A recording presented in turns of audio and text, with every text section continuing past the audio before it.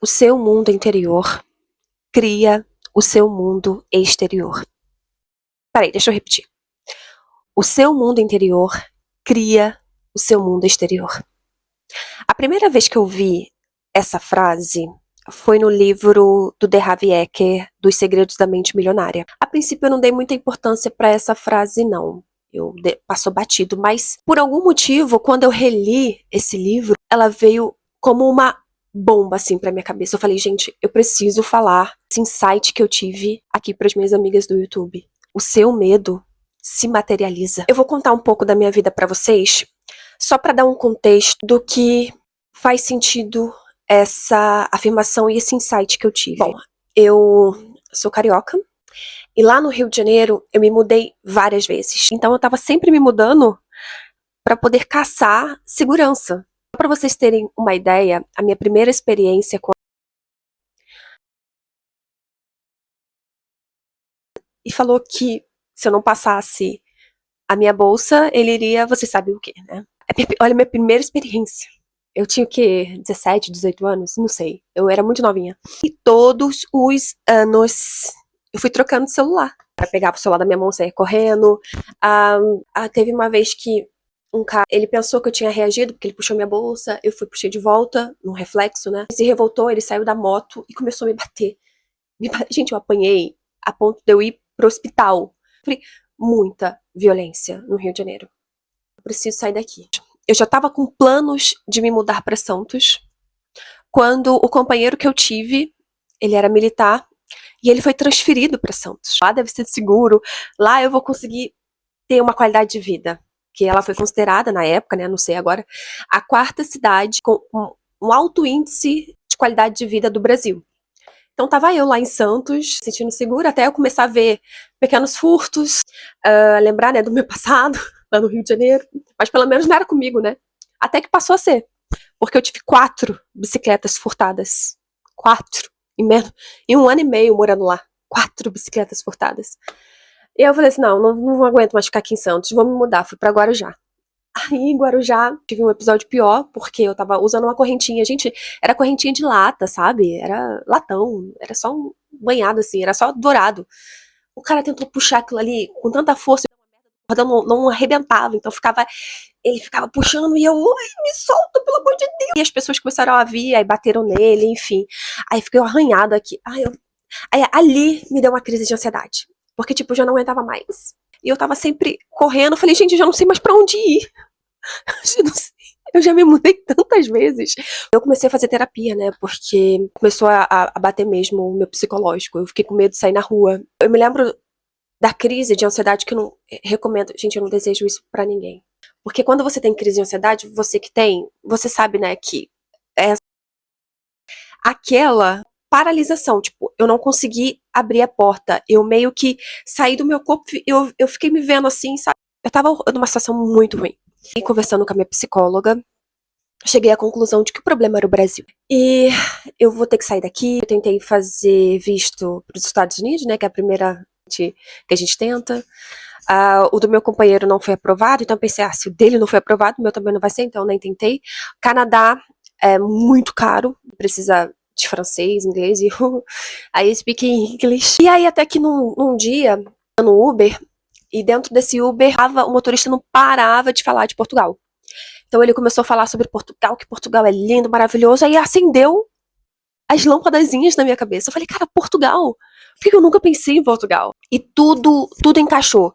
Porque assim que eu comecei a pesquisar sobre Portugal, já saiu o visto de procura, eu já apliquei pro visto de procura de trabalho, já fui aprovado, arranjei emprego, arranjei tudo, tava tudo lindo, perfeito. Eu pensei, gente, resolvi meus problemas. Pras Europas, num país tranquilo, seguro. Cheguei aqui, 6 meses morando em Portugal. A minha casa foi invadida. Quando você inicia a sua vida aqui, você geralmente reinicia a vida em quartos. Então, a casa em que eu estava dividindo os quartos foi invadida.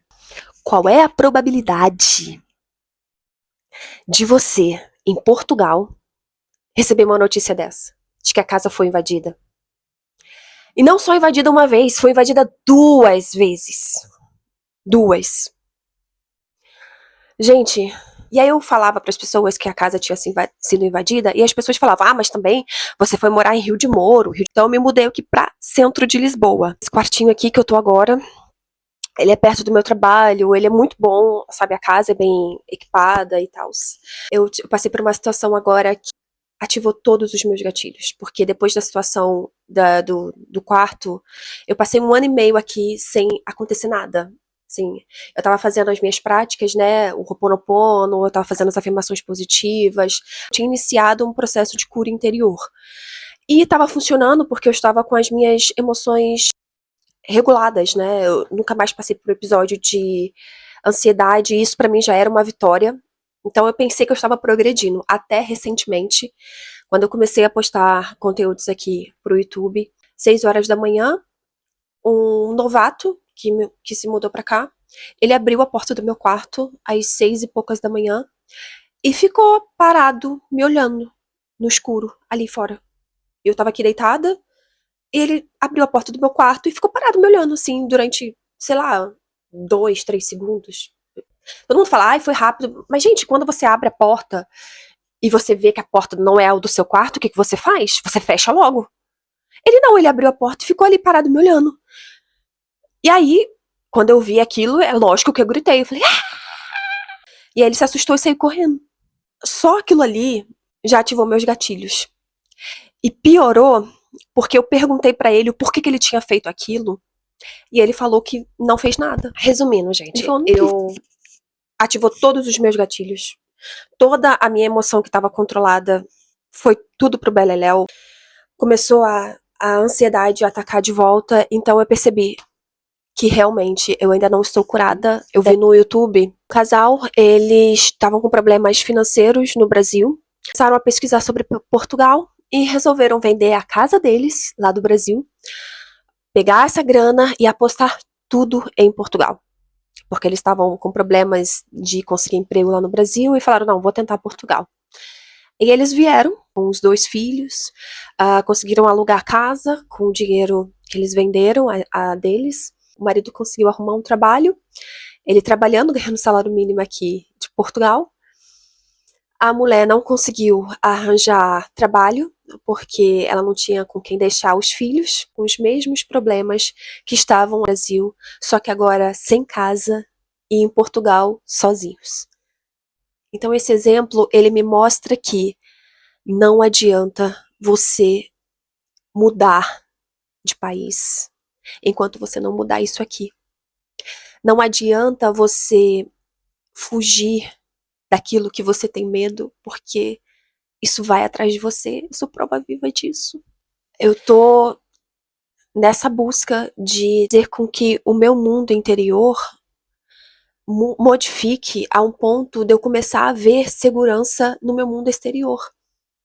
E eu tenho agora intensificado ainda mais o meu processo de cura, as minhas afirmações positivas, as minhas visualizações, para poder curar essa parte em mim que está criando esses episódios de insegurança. Então, assim, as coisas que eu já comecei a fazer, em primeiro lugar, eu parei de assistir notícia, totalmente não, porque eu tenho amigos esclarecidos que me trazem informações relevantes sobre o mundo, mas as notícias, sabe aquele da Atena, da Vida, parei de assistir, não assisto mais.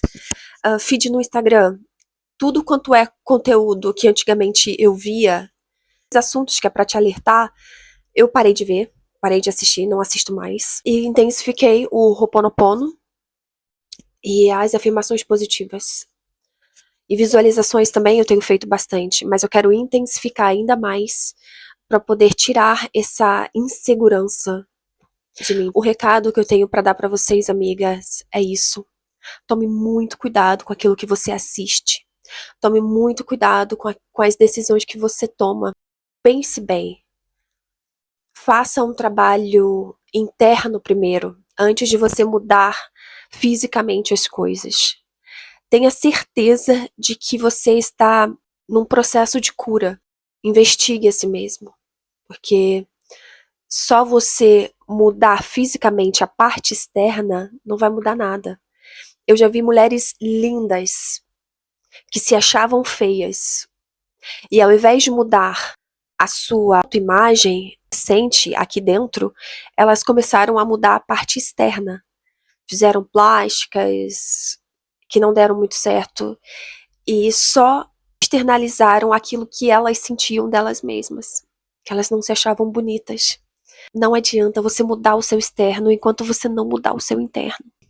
Você mudar de país não vai resolver.